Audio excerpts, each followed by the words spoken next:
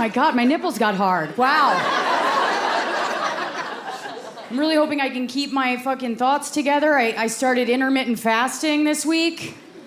I like to call it White Ramadan. That's what I like to call it. I'm gonna say one thing about COVID, and then that's it, all right?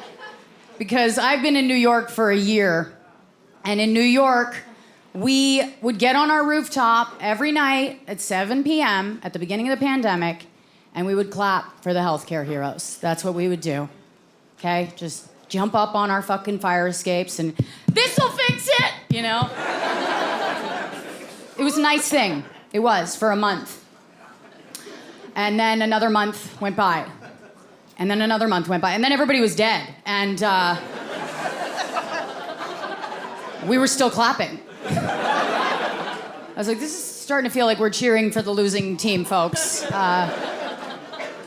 And don't get me wrong, I think it's a very sweet gesture if you don't have COVID. But if I had COVID and I'm sitting in a hospital bed surrounded by people who can't cure me, and every night I'm listening to them get a fucking applause break, I'd start to take it a little personally.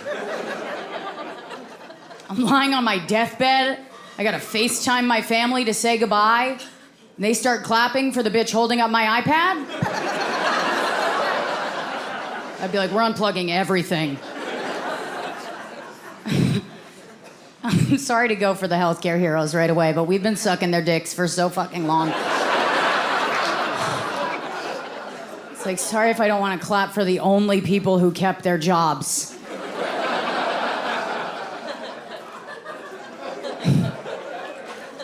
Did you guys see the video? There was a viral video of the nurses dancing to cheer up COVID patients. Little insensitive, right? They can't breathe. I was like, do you guys walk a tightrope to cheer up the MS patients? What the fuck?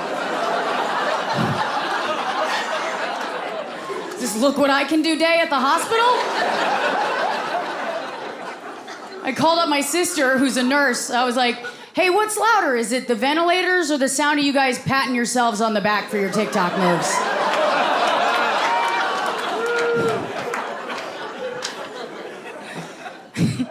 That's all I wanted to say about that. I got to get something else out of the way. I am straight. I just got a real gay voice.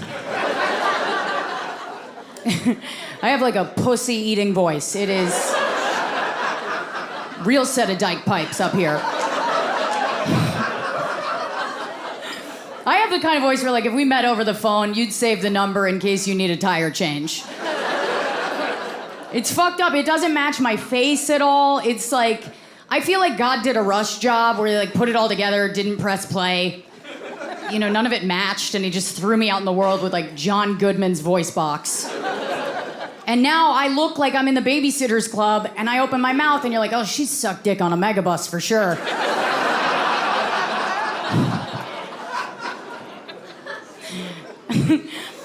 So I am into men. I just, I don't know why.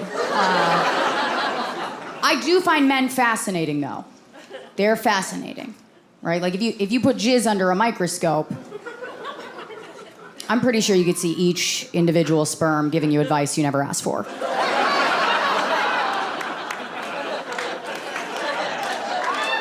It's a fun fact. It is amazing to me the shit you guys think we don't know. All my life, I have been treated by men like an Alzheimer's patient that got loose and needs to be returned to her home. That is the vibe. I've gotten that my whole life. I had a man explain to me what paint does. Not in some scientific way. I mean, I walked into a paint store, which would suggest I know where the fuck I am. I wasn't asking where to sign up for bingo. I wasn't like, is this Benjamin Moore's house? I walked in, I hand him a can of paint over the register. He goes, all right, you're gonna wanna put this on the wall. I was like, yeah, I'm not gonna shampoo my dog with it. What? Am I wearing a fucking helmet right now? going on? So I've always had really terrible taste in men, or at least I used to. I love a challenge, you know. So I love an unavailable guy. Those are great, right? I was with this one guy who kept calling me multiple women's names, and I was like, oh, he's just trying to throw me off. I was like, if you think your emotional distance is gonna push me away. I had an absent father. I've trained my whole life for this. I'm like a succulent. I thrive on neglect. Let's do this, bitch. Put me in the windowsill for 3 years. I'll never die. After him, I went out with this guy who was an abusive alcoholic, which is a very tough combo, right? Especially for him, because he was always like way too drunk to land a punch. Don't get me wrong, I was just like, I'm already enabling you. Like, do I have to fucking lean in? Let's get it together, whiskey fists. I should have seen that one coming. I really should have. I mean, he had a fedora collection, so. Yeah, if you're dating a man that dresses like Johnny Depp in the 90s, I'm looking at you, buddy. You're gonna catch one. You are. Duck and cover, bitch. It's coming. When it does, you're gonna feel like you walked into a wind chime. You're like, how many bracelets are you fucking wearing? Did you go to Claire's? What? I can't tell if this is a domestic dispute or an enchanted forest. Where am I? I still listen to Chris Brown's music. I just want to say that for the record. People ask me, they're like, how can you listen to Chris? You guys shaking your heads already. I can see the white women. They're like, no. No, it's easy. I can tell you how I do it.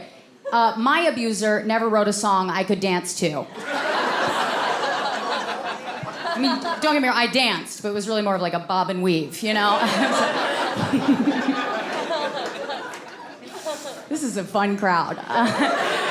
Some of you are evil, and some of you just came from church, and I'm excited. We're gonna see where the line is tonight. I spent a lot of time single for a while, just like flirting with guys on Instagram and, you know, fucking around. And I remember this one guy, he reached out to me on Instagram, sent me this shirtless picture. It was, to this day, the greatest body I've ever seen in my entire fucking life. I mean, just, he had like a dick that started at his rib cage, you know. Just arrows pointing. I started to believe in God. I was like, that is an intelligent design. And I went to his profile, and I saw he was trans. And I turned him down, but, and I know it sounds like I turned him down because he was trans. It's not, that's not it. I turned him down because I'm looking for a man I can change.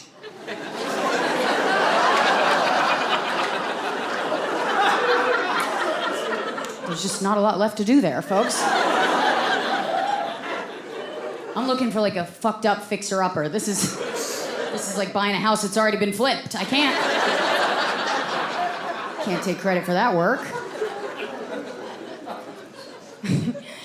I tried to be gay for a second. I gave it a shot. Yeah, I went to liberal arts school, so you do a semester of broads, and I fucking hate that joke, and I can't stop doing it. It's Tourette's. I can't stop. Yeah, lesbian sex takes too long for me. I don't have the patience for it. Really, it's like a story from a stoner. You're like, where is this going? Just this wandering we're doing. Like an EDM song without the beat drop.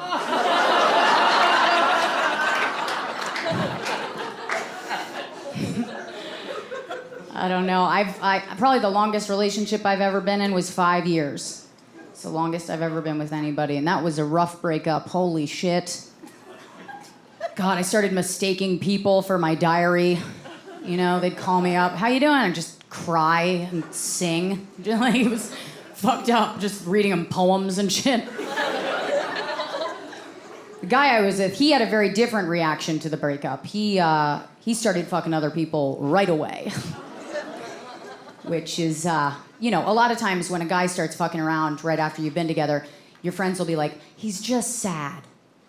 And I'm like, well, there's no wrong way to mourn, but that sort of feels like remembering 9/11 with a Jenga party, doesn't it? It's a little fucked up, if you ask me. I got so pissed. I knew it, too, because you know when your ex starts fucking other people the same way you know when something touches your foot in the ocean. Right? You just get this feeling, you're like, I can't see it, but something invaded my space. All my girlfriends were like, no, you need proof of something like that. I was like, I don't need proof, I'm a woman. We were all witches once. Like, you want proof? My pussy twitched in the middle of the night. I woke up and I knew. That's my fucking proof. I called him up, I was like, I know what the fuck you're up to. He was like, how would you know that? I was like, you've been sleeping with me for 5 years. There is so much of your DNA inside my body, I will never not know where the fuck you are. I was like, we're twins now.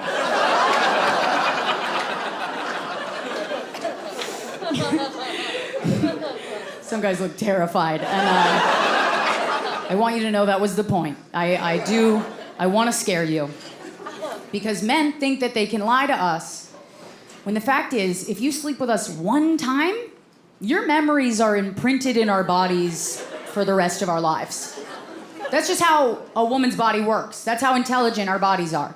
If we breastfeed, our nipples can read the saliva and change vitamin levels to feed the baby. You guys piss and cum out of the same tube. You're God's beta version, all right?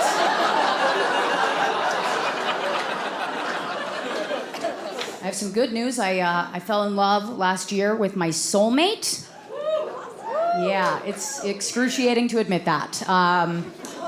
It's embarrassing. I want it to pass. I'm hoping it passes. Like a rash if you just don't touch it. I feel like falling in love is it's like farting in public, you know? Like it feels good if you're the one doing it. Everybody around you is like, you stink. Do that in your home. We live in a society. Yeah. I'm a little embarrassed by it too, because this is the first white guy I've been with in 7 years. And I don't know if you've been paying attention, but it's not a great time to go back to white guys. Every time he makes me come, I feel like I yelled "All Lives Matter." I'm like, shit. Did it again. They say once you go black, you'll never go back. It's not necessarily true. Okay? It's that once you go black, you might go back. But white guys will seem gay. Sorry. I'm gonna let the white guys absorb that for a second. Sometimes they get up to go cry in the bathroom. I'm sorry, it's not the same. You can't go from yelling Jamal to yelling Andy in bed. It doesn't have the same ring to it. I bought him a pair of Jordans. He put those on, I was like, ugh. This looks like when somebody tries to soup up a Honda Civic. Yikes. It's great, though. He's a comic as well, which is nice, because we're building a life on a foundation of laughter. It's something you can't buy a house with. Yeah, it's good, though. Having two comics in a relationship, you can just roast each other all day long. Nothing's off limits, and we do that. That's all we do. We roast each other. We call it verbal pegging. I love it, though. It's great. Like, my guy, he's got a tremor in his hand. He can't help it. His hand shakes all the time. He's very weak, and so I have a lot of fun with that. Like, I'll just record him trying to eat soup. He looks like Bernie Sanders in an earthquake, you guys. He's just desperately trying.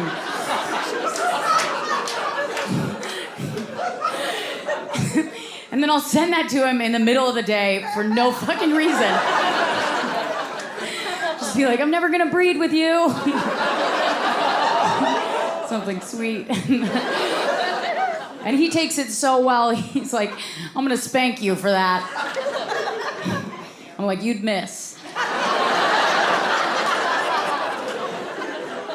We got engaged on the 3rd day of quarantine. And I said yes, because I thought we had 3 months to live.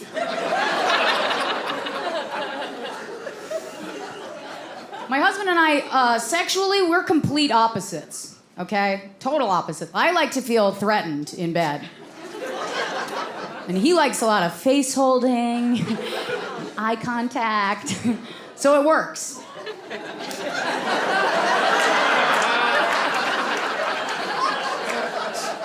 Yeah, I'm terrified. Fuck, I thought I'd been choked until he was like, I want to build a future with you. I was like, I can't fucking breathe. This guy's gonna mess up my life. I'm so happy I didn't marry like a really kinky guy. It's a lifestyle that I don't want to commit to, okay? I don't want to be 50 fucking in a lunge position. That is not for me. No. Also, I feel like straight guys, like their fantasies don't really evolve. You know, whatever they started fantasizing about as like a teen, that's it for the rest of their lives, like until they're dead. That's why a lot of them are in jail. Was that too much? No, I just don't want to be accommodating that. You know what I mean? I don't want to be dressing up in a fucking schoolgirl costume in my 40s, just shoving my aging tits into like some cheerleading uniform, like a grizzled cop trying to pose as pedophile bait. No thanks. Coming out of the bedroom like, I got a tight pussy and a loose tooth.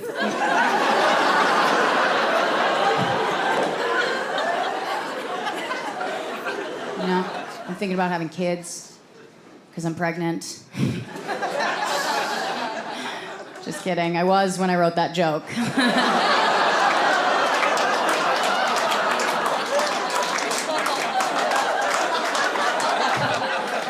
Only one of those got delivered.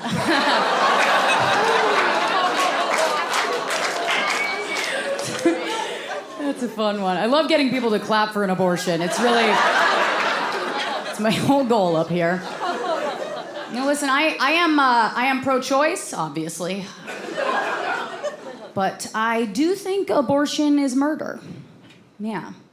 The only difference is I'm fine with it. Yeah, the way I see it, if somebody invaded your home and demanded 18 years of your income, you'd kill that person.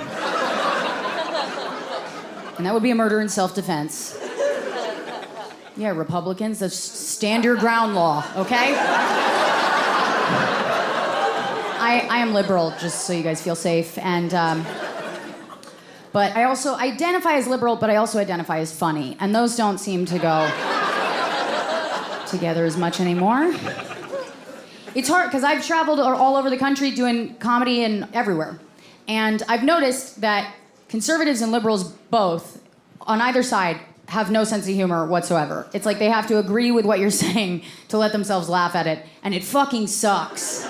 Okay? It's terrible. I feel like the more extreme people are getting in their politics, the more hypocritical they're becoming. Like if you look at David Duke, Grand Wizard of the KKK, I just feel like for somebody that hates homosexuals, Grand Wizard is like the gayest job title I've ever fucking heard. He's on TV like, I don't like the homosexuals. Well, you're wearing a cape, Liberace. Might want to rethink the costume. I wonder what that meeting was like, where they're like, what do we call you, David? He's like, the Grand Wizard? He fucking throws his cape behind him, does a little spin.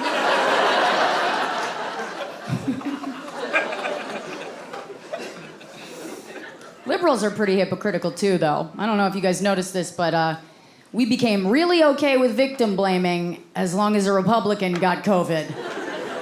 That's what happened. We were like, when Trump got COVID, what was the first thing we said? What was he wearing?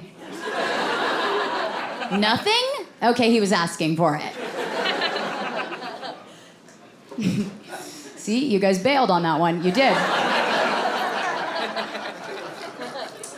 I didn't march in the Women's March, and I don't really feel that bad about it, actually. I don't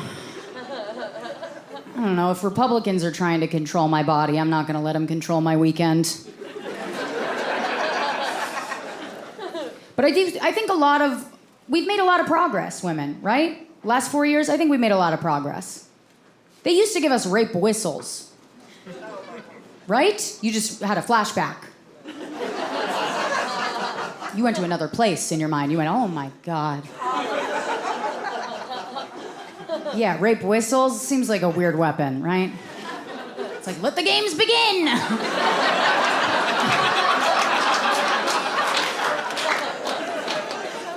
I mean, if you see somebody drowning and you throw that person a whistle, you want that person to die. That is clearly something that a dude came up with back in the day, where it was like some woman was rambling on and he was like, we were like, yelling rape isn't working. And he's like, all right, trick people into thinking there's a football game going on. I don't know.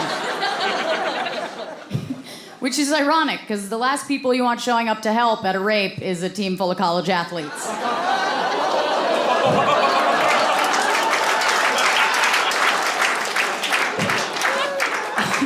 If I'm getting assaulted in a garage, I hear hike, hike. It's just got worse.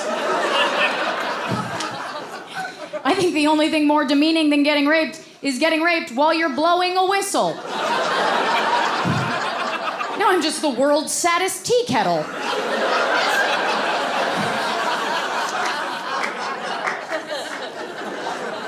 I have an anger problem. I don't have an anger problem. Other people have a problem with my anger. Yeah. It's my favorite emotion. I love it. Yeah. I know people say it's toxic, but so is cocaine. That feels fucking amazing. Anger is really the cocaine of emotions. It is. It'll make you want to start a business. You can say what you want about anger, but love never convinced me I was strong enough to rip the hood off a moving car, okay? Yeah. I had to stop watching the news because of my anger, because it was just making me so fucking pissed off. I would wake up in the morning, I just watch CNN, MSNBC, Fox News, just, I feel alive. Like, it was how I started my day. And I had to stop watching because a couple years ago there was a shooting at Walmart, and they wouldn't call this guy a terrorist, and I was losing my shit over it. I was like, this guy's a terrorist. Like, the only reason they wouldn't call him that is because he was white. But I feel like the only difference between some guy from ISIS and a white mass shooter is, ISIS are virgins by choice. That's...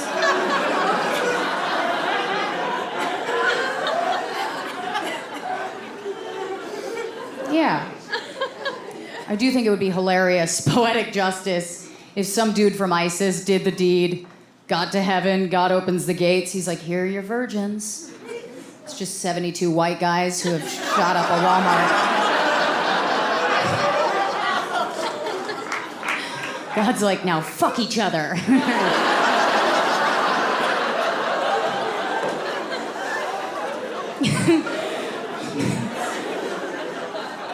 How many of you guys like your families? By round of applause.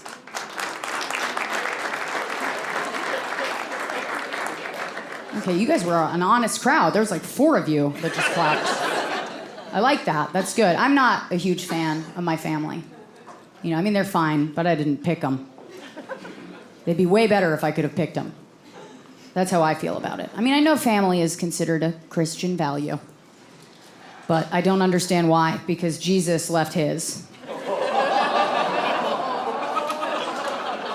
You guys just laughed at a rape whistle joke, so... Don't back out now. I don't know. I mean, once Jesus leaves Bethlehem, you don't hear about Mary and Joseph again. He never had to go home for Christmas. He makes up a whole new dad. He's like, yeah, I've never heard of those two people in my whole fucking life. My dad's really important. You've never seen him. You'll never hear from him, but he's very important, so. And I get why he did that. He's trying to, make a name for himself, trying to do cool shit. You can't do cool shit with your family around. They're gonna ruin it real fast. They'll show up like, your name's not even Jesus. It's Jesus, You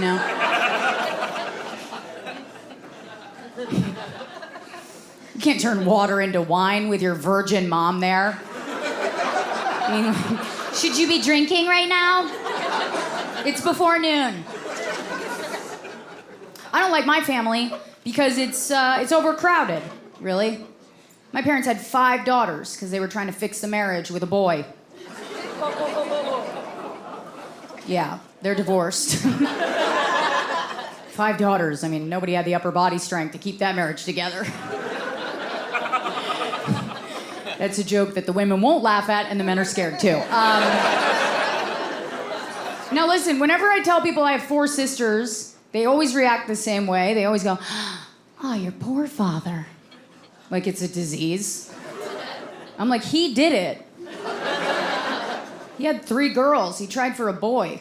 The man had a gambling problem. You don't shake your dick like a pair of dice. I hope you get one with a fuse this time. No. I have one sister who's a nurse. And, I know I was giving the healthcare heroes shit earlier, but I do want to say this on her behalf. Nobody appreciates nurses as much as they do.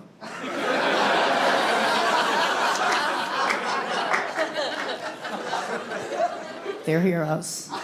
They are. And they'll tell you. Now, it's not that what they're doing isn't heroic. It is. It is a heroic thing.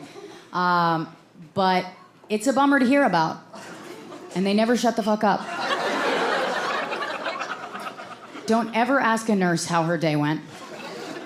No, you're gonna get a story that's gonna fuck yours up, right?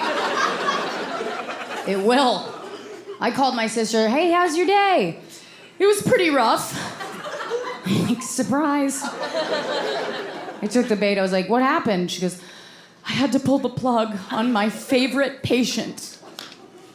I was like, Jesus Christ. Your favorite patient? What do you do to the ones you don't like?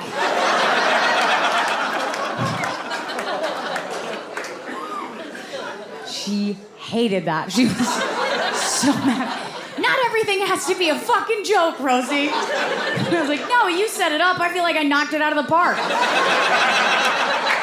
This was teamwork. We're both killing.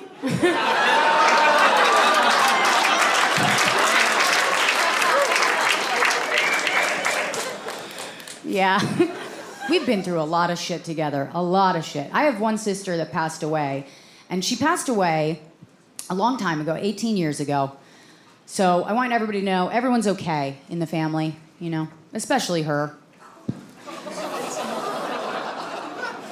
I mean, I've never been dead, but I could use a forever nap.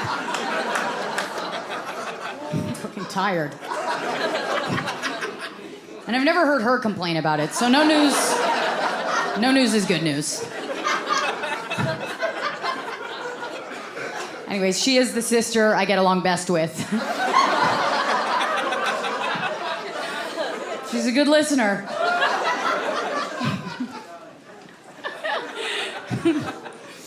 Whenever I say I have a dead sibling, and anybody with a dead family member can probably relate to this, people get real fucking weird. They get so overly sympathetic, it's like you feel like they lost someone.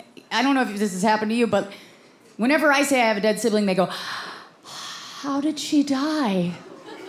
I'm like, she drowned. And then they go, how did she drown? I'm like, it's water. It wasn't Willy Wonka's chocolate river. But I realize they're not asking how did she drown, they're asking where did she drown? That's really what they're asking. And they can't ask it like that, Because then it just sounds like they're gonna go look for her. Like start a search party. So I have to fill in the blanks, and I hate filling in the blanks of this part of the story because this is tragic and awful, worst thing that happened to my family. But my sister drowned in a jacuzzi, which is like a really festive place to drown. It throws off the story, guys. It's like hearing somebody got shot in the head with a t-shirt cannon. What the fuck? It makes it seem less sad. It does. And I want people to know that it was sad, you know, but if you hear somebody died in a boating accident, and then you hear it was a private yacht, you know, somewhere in the back of your mind, you go, nice. Not bad. The jacuzzi is where I lost my virginity to make it special. And she took that from me. So who's the real victim? I was at the funeral. I turned to my sister, the living one, and the other one could have been there, I'm not sure. I turned to her, I go, hey, why are we all wearing black? And she goes, it's to honor the dead. And I was like, why? She goes, it's what the dead would have wanted. And I was like, well, I feel like if we're wearing what the dead would have wanted, we'd all be in life jackets.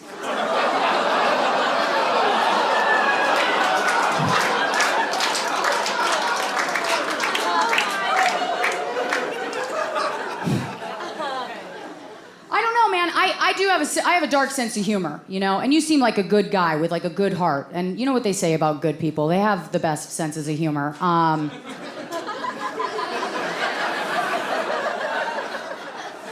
That's the thing. You've been through a lot of loss. You start to just kind of accept it. It's like a part of life, you know? Like I had to put my cat down 2 years ago, and that's sad. But she slept 22 hours a day. It's like 2 more hours. I couldn't be bothered. I said to the vet, I was like, she's doing what she loves. It's fine. Now, listen, if you've ever put a pet down, I'm sorry, first of all, it's terrible. But usually you can tell when their soul leaves their body, right? You can tell. I don't think cats have one. Because the only way I could tell my cat was dead was that she was letting me hold her. I was like, oh my God, she likes me. Oh, she's gone. She's gone.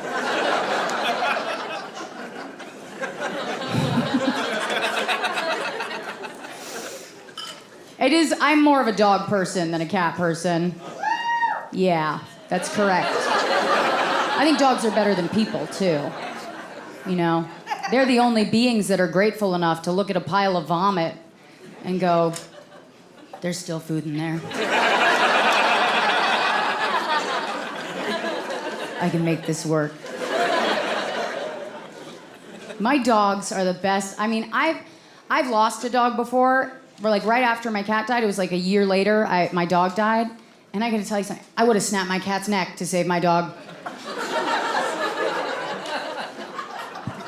No problem. And if you're a cat person and you think I'm a monster, I want you to know I would have snapped your cat's neck to save my dog. Okay. Losing a dog is harder than losing certain relatives. You know? It's like if my uncle died, I would be sad. But he's also kind of racist. Like, my dog never said Orientals. I'm not...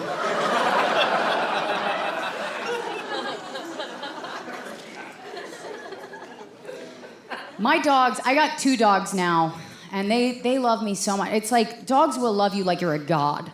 They really will. They'll, like, if I forget to feed them one day, they look at me like pilgrims. They're just, the harvest hasn't come yet. But the human woman will smile upon us. There will be a great feast.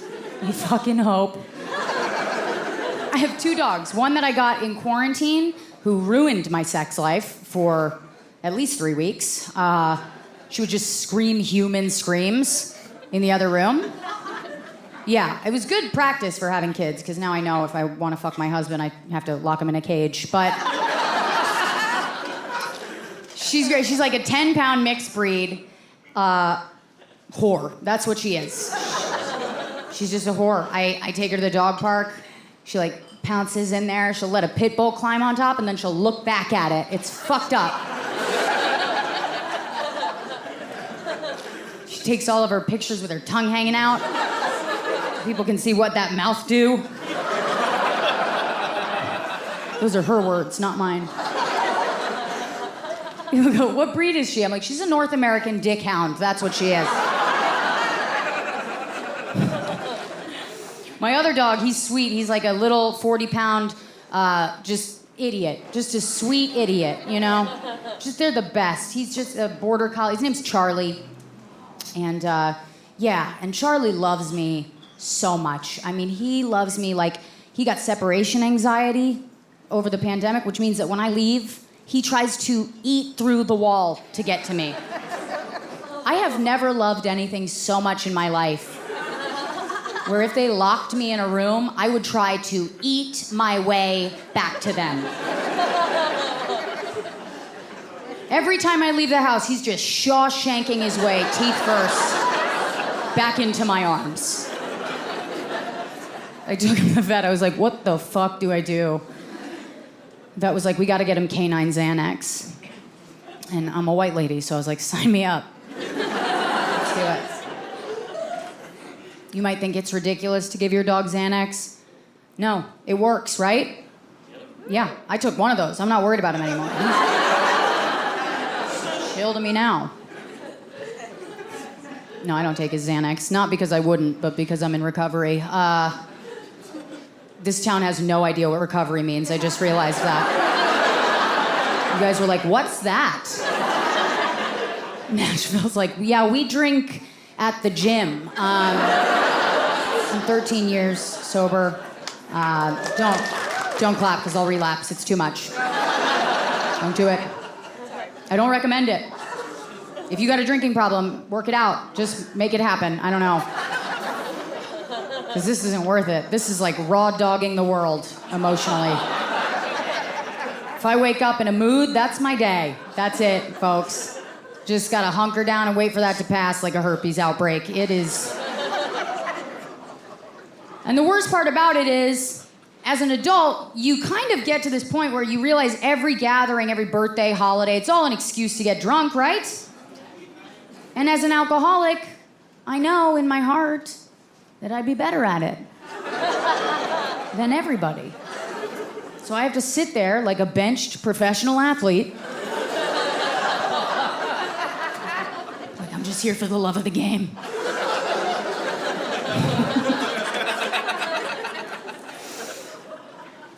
Yeah.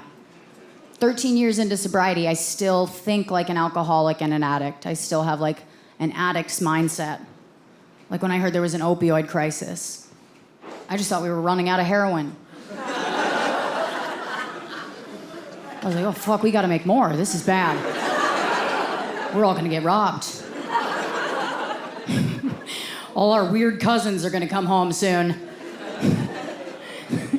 Asking to borrow the TV. My friend was like, no, there's too much. There's too much heroin. And I was like, well, that's not a crisis. That's a boom, okay? Yeah, it's only an opioid crisis if you're not on opioids. I don't know if you guys have seen anybody on heroin, but they don't seem too worried about it. They're not. They look like they solved the opioid crisis. Now they can take a nap. That was fun. I do care a lot about other addicts. I relate to them a lot. I get along with them a lot. And one thing that I was really worried about this year is because addicts we don't like to spend a lot of time. Well, we actually love to spend time alone because we can hoard our supplies and draw the blinds and become just pieces of shit. That's our favorite thing, right? But it's not good for us. And so when we all went into quarantine, I was a little worried. I was like, I think suicide rates are gonna go up. you know? I mean, you'd have to mean it, because Amazon's gonna run out of rope.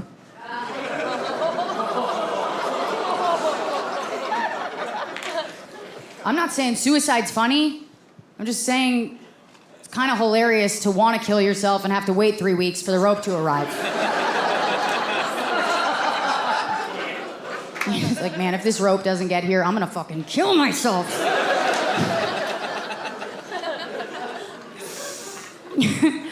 I've watched every movie there is to watch on Netflix this year. Every single thing there is. I've watched European films. And if you haven't seen a European film, I can save you a little time. It's just a woman walking through the snow having a miscarriage. That's every European film I've ever seen.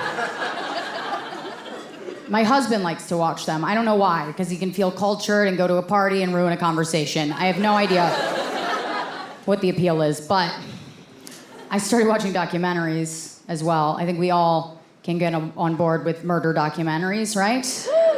Yeah, that's something. I've watched every murder documentary, and I go to sleep to these now, which is disturbing. I'm like, how fucked up are my regular thoughts that Ted Bundy is my lullaby? It's pretty fucked. Now, this last joke, I do feel like you guys are gonna bail on it, but I'm gonna go for it, because it's the album recording. And no, it's fine. You don't have to fake it. It feels awful. I watched the Michael Jackson documentary, and that was pretty recent. And yeah, I know I'm late on this, but so was the documentary. So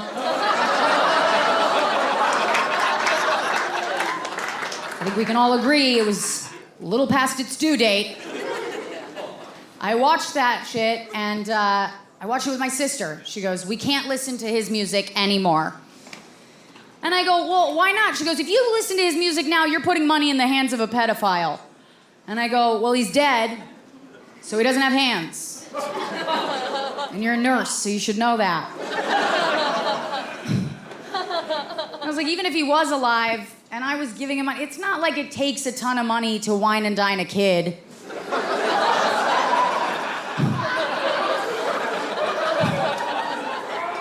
All it takes is a van and a bag of pixie sticks. It's not a high-budget operation. That being said, Michael Jackson, he put a lot of money into manipulating his victims. He did, right? He would fly them in, like, private jets. He bought them houses, moved their entire families out to LA. And, you know, I watched this, and as a woman in my 30s, I was like, he's kind of a gentleman. No straight guy has ever taken me on a Ferris wheel, let alone built me one in his front lawn. So if there's anything positive we can glean from this, it's not to stop listening to Michael Jackson's music. It's that straight guys could take a note about the art of seduction from Leaving Neverland. The target audience is different, but the tactics should be the fucking same. You want to be with us? You better groom us. Groom us like a pedophile would, okay? I want to see pedophile effort from now on. Nobody's gonna get in your van unless it's a BMW. You guys, you've been fucking amazing tonight. Thank you so much. This has been the best night of my life. Thank you. I love you. Bye.